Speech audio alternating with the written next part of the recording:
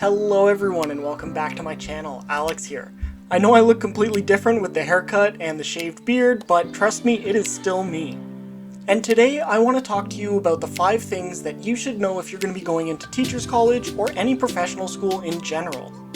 Now this video isn't only based off my experiences at teachers college at York University, but also on my fiance's experiences at the University of Toronto when she did her master's in occupational therapy, which is a professional school where she was paired with other occupational therapists, nurses, and medical school students.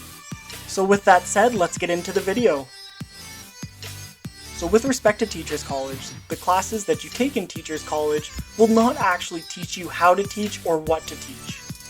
In teachers college, you're going to learn a lot about theoretical teaching, such as the history of our education systems, various pedagogical approaches to teaching, research that's happened in the education industry over the past 50 years, and various educational philosophies and the related theories of learning. And they're teaching you all of this to try and get you to incorporate these into your practice, and to be aware of the type of teacher that you are. But with that said, the classes do not teach you how to teach or what to teach. You don't go through all of the curriculum documents for the classes that you're going to be teaching, and make all of your lesson plans and unit plans while you're in teachers college. In fact, I think that I've only done one lesson plan and a small unit plan throughout my whole time in teachers college. And that was just as a small assignment to get us used to the format that they are normally in. However, there are numerous formats to lesson plans and unit plans, so I'll make some future videos on those to try and give you some insight into them. And where I think you're going to be doing more of these practical components of teaching is going to be once you graduate from teachers college and start working, or in your school placements where you're going to be paired up with your mentor teachers. And this brings me to my next item. The school placements and school practicums are the most important parts of the program. So this is where you should be focusing your time and your effort if you have spare time after classes and so forth. Here, in your school placements and practicums, you're going to be learning how and what to teach in the subject areas that you've chosen to teach in. Teachers colleges believe in experiential learning, and while sometimes it can feel like being thrown into the fire, it's honestly the best thing for your learning as a teacher.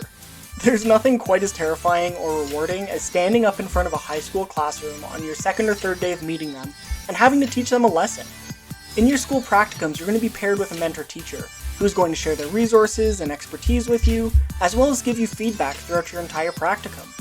And they're really there to help you grow and become more comfortable and confident as a teacher.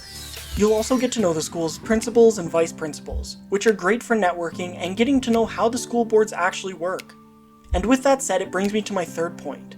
Networking is so important in teachers college and through your practicums. In teachers college, you have the opportunity to meet other like-minded individuals who are going to be going into the same profession as you. Not only will it help with coursework, but by getting to know each other and forming professional relations, you'll be able to help each other plan lessons and bounce ideas off each other once you start teaching, work together to plan fun assignments and brainstorm accommodations for students, and you'll never know when you'll come across each other in the future. Who knows, one of your friends or other teacher candidates might become a school principal in the school board you want to work in the future, or might become a valuable reference down the line later, or might even know when certain jobs are becoming available at different schools.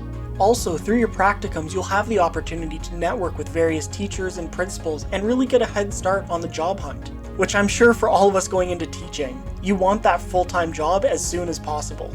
But also being on the supply list and getting to know different schools and students and teaching styles isn't so bad either.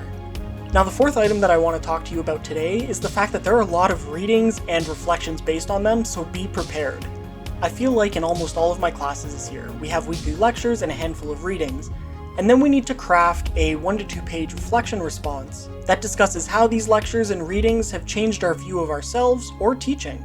Now there can be a lot of reflections, especially if you have 6 to 7 courses a term in your first year. And each of them can take a little bit of time, which can add up fairly quickly.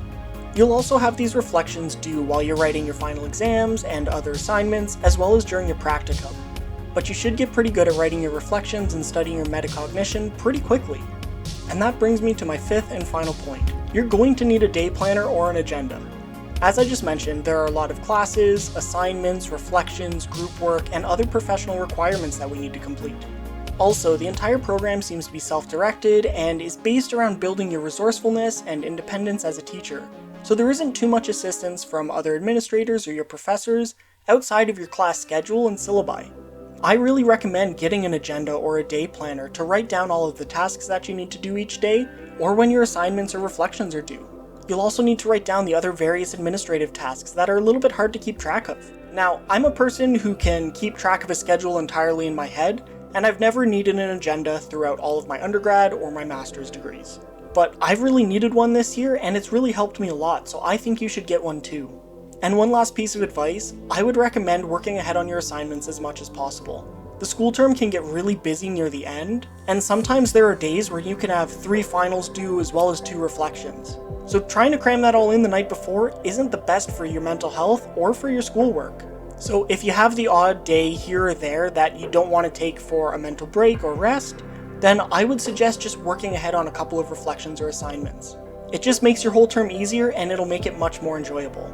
But please, do not feel pressured to work ahead if you don't have the time, or if you need to take time for a mental health break. It's completely understandable, and over the course of the term you'll be okay. Also, as some exciting side news, we're going to be filming the first couple episodes of the Teachers Talk podcast next week, so those will probably be available in a couple weeks.